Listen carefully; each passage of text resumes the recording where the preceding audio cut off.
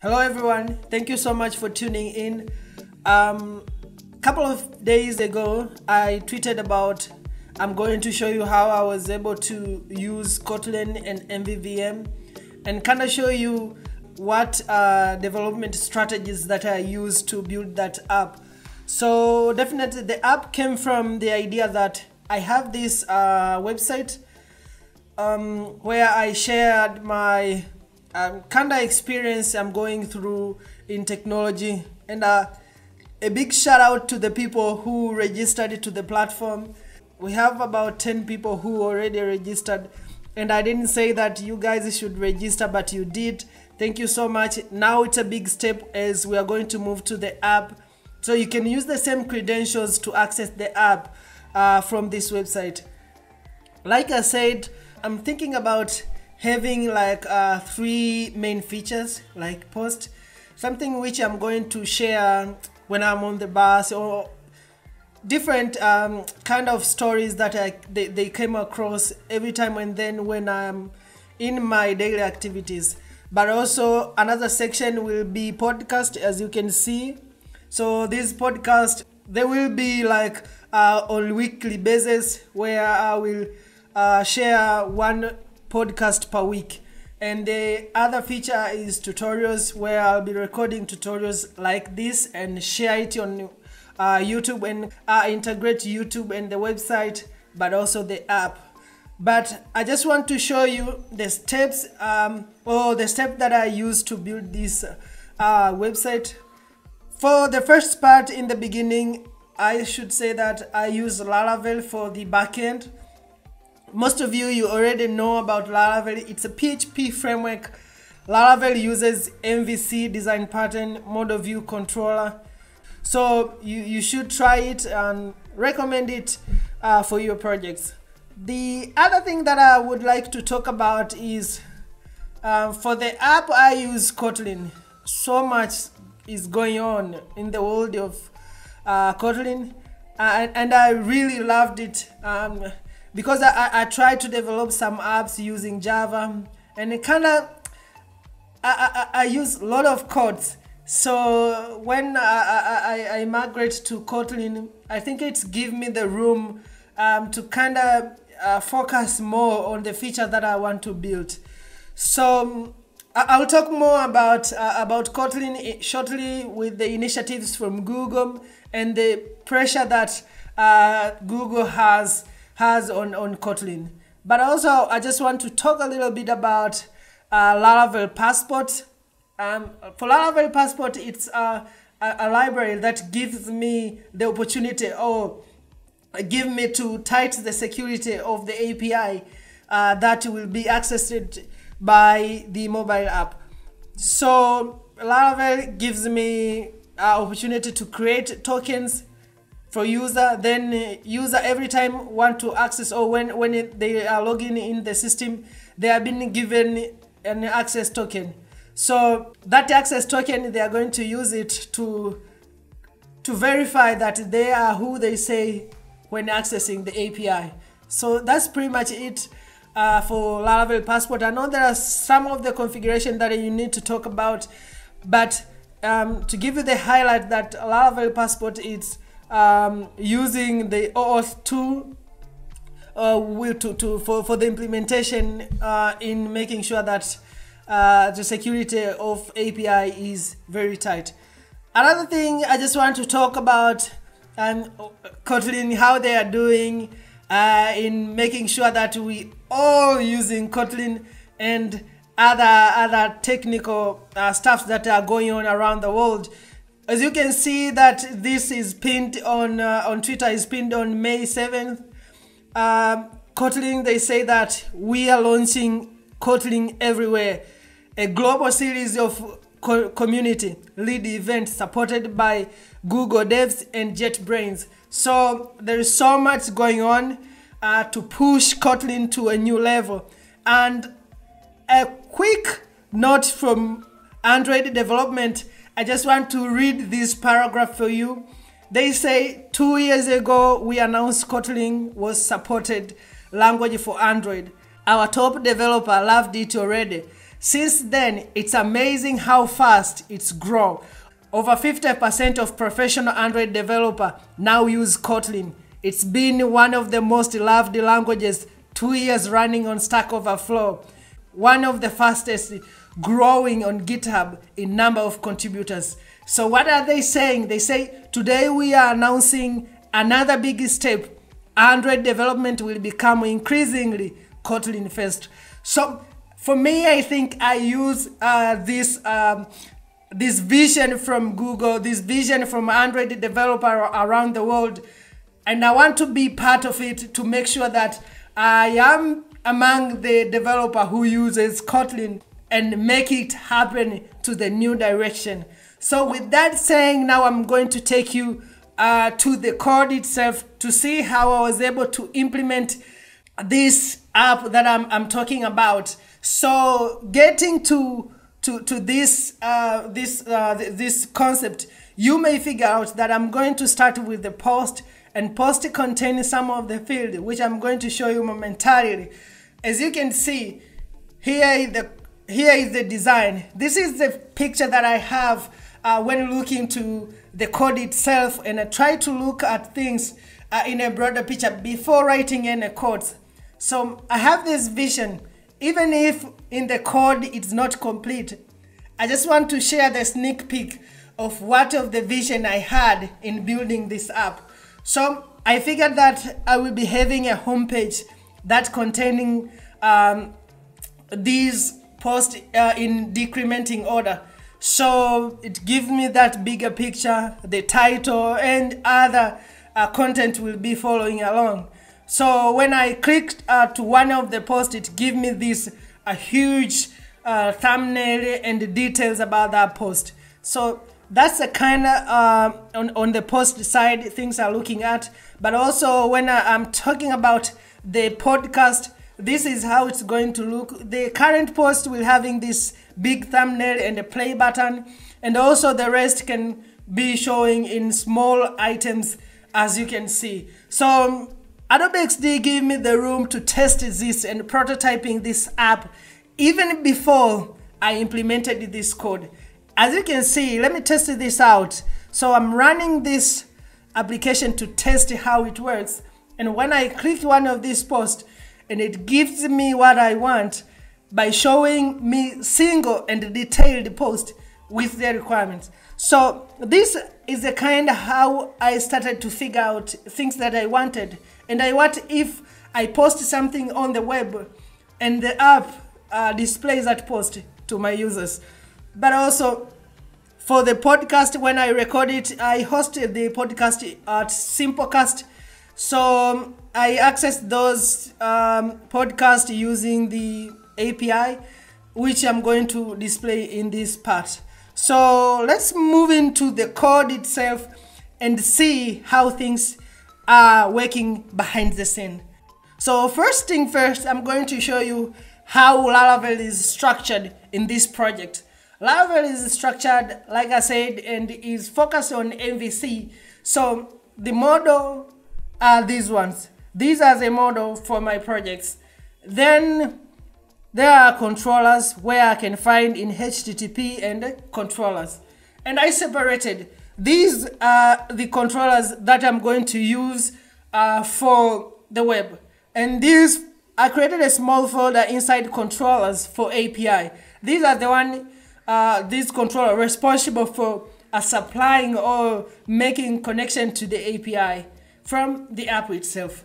Then I'm going to show you the view folder. The view folder is contained in resources and views. I mean, by the way, I'm using Laravel 5.8, which there's some kind of modification in file organization, and you can find in the documentation laravel.com. But also I'm looking forward to record some of the tutorials about installing, configuring on Laravel. So it's going to be fun, it's going to be excited, as you can see. So what I've done, I didn't create much of the views.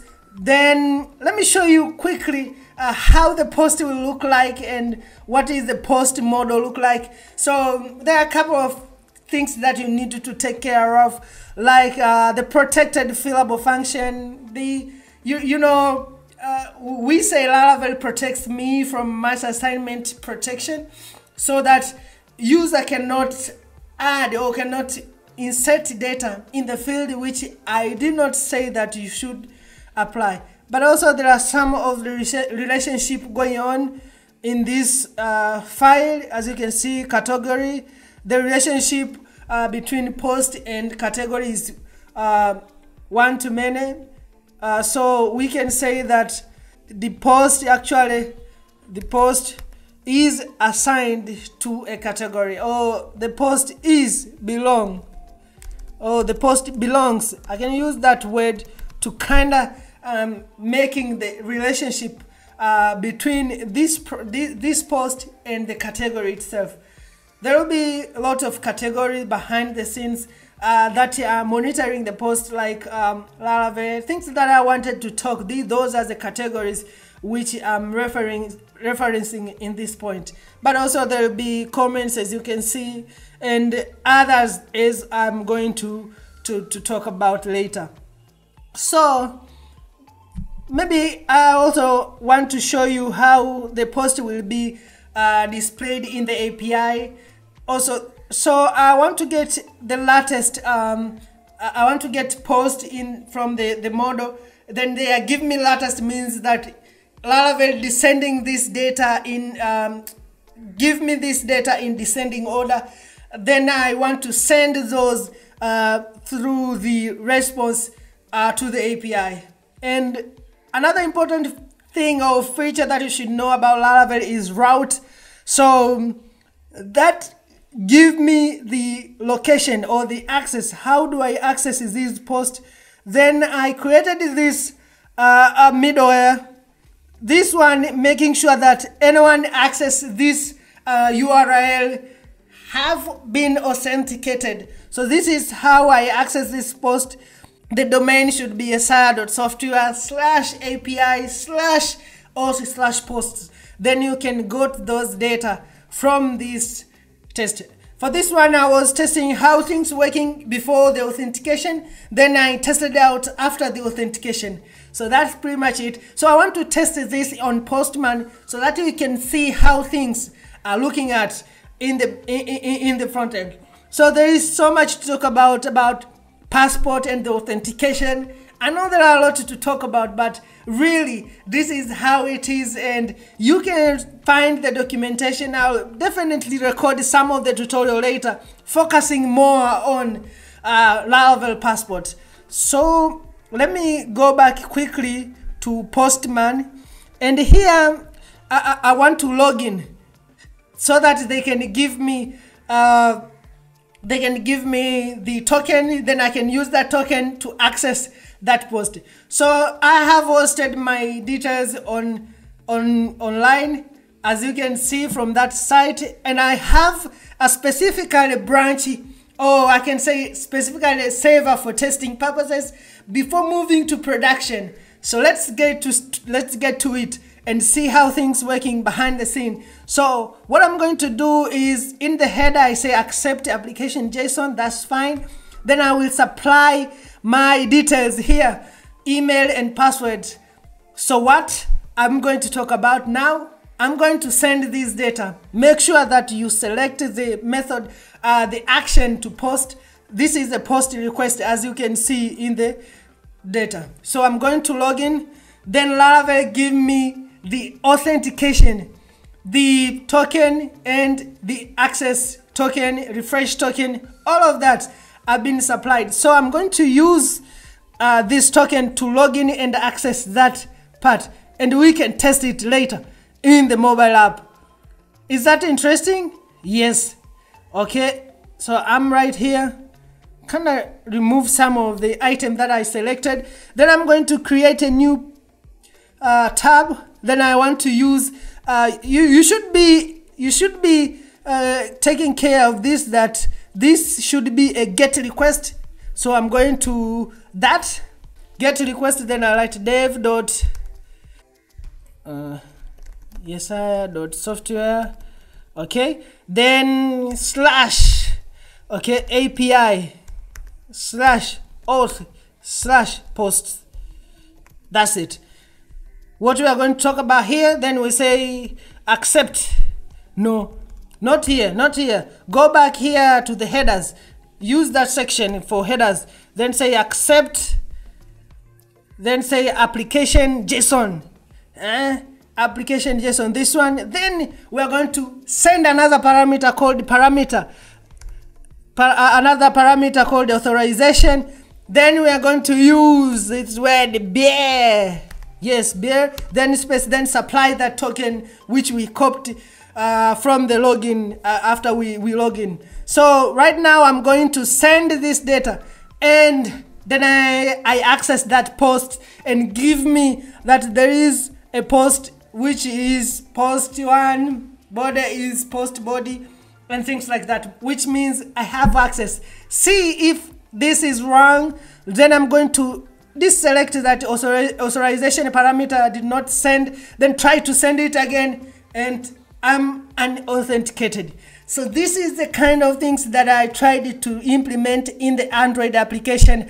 Let's go and see it, how it is implemented in Android using the MVVM model view model. I will talk about it next time, but for now, this is it. Let's go to check it. So I'm moving very quickly to Android Studio, and there's so much to talk about here, like Gradle build is so much library I have incorporated for this to work. And some of the major things that I want to talk about here is I've already using retrofit, ROM, coding to make sure that I have dependency injection in the app, and others. I think ROM for storing data. I want to retrieve the information from the API, then store it locally, and even if you don't have network, you can still have access to it. So that's it. So we're going to talk about this later, maybe when I record that tutorials about MVVM, ROM, and how it is implemented in the Android application. But for now, you have the idea that even if I don't have network, you can still be able to get access to those information. Now let's go.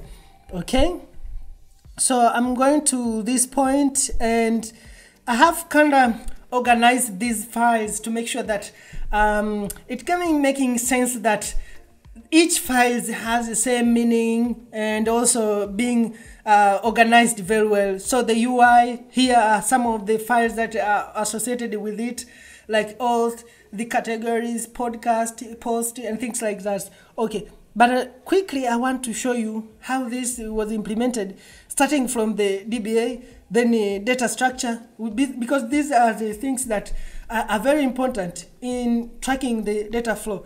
So we have database.